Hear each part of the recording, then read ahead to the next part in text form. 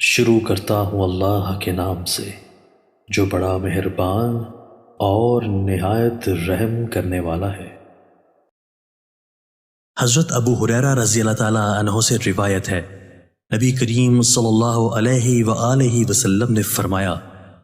اللہ پاک نے آدم علیہ السلام کو پیدا کیا تو ان کو 60 ہاتھ لمبا بنایا، پھر فرمایا کہ جا اور ان ملائکہ کو سلام کر،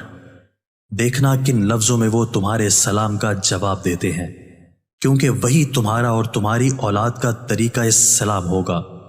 آدم علیہ السلام گئے اور کہا، السلام علیکم۔ فرشتوں نے جواب دیا، السلام علیکم ورحمۃ اللہ۔ انہوں نے ورحمۃ اللہ کا جملہ بڑھا دیا، بس جو کوئی بھی جنت میں داخل ہوگا وہ آدم علیہ السلام کی شکل اور قامت پر داخل ہوگا۔ آدم علیہ السلام کے بعد انسانوں میں اب تک قد چھوٹے ہوتے رہے۔ حضرت ابو ہریرہ رضی اللہ تعالیٰ عنہ سے روایت ہے کہ رسول اللہ صلی اللہ علیہ وآلہ وسلم نے فرمایا، سب سے پہلا گروہ جو جنت میں داخل ہوگا ان کی صورتیں ایسی روشن ہوں گی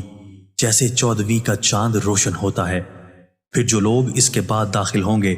وہ آسمان کے سب سے زیادہ روشن ستارے کی طرح چمکتے ہوں گے،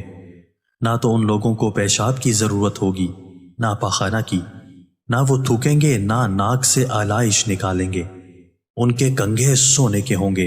اور ان کا پسینہ مشک کی طرح ہوگا، ان کی انگیٹھیوں میں خوشبودار عود جلتا ہوگا، یہ نہایت پاکیزہ خوشبودار عود ہوگا، ان کی بیویاں بڑی آنکھوں والی حوریں ہوں گی، سب کی صورتیں ایک ہوں گی، یعنی اپنے والد آدم علیہ السلام کے قد و قامت پر 60 ہاتھ اونچے ہوں گے۔ دوستو، اللہ تعالی ہمیں ان احادیث مبارکہ پر عمل کرنے اور اپنی زندگیوں کو سنوارنے کی توفیق عطا فرمائے۔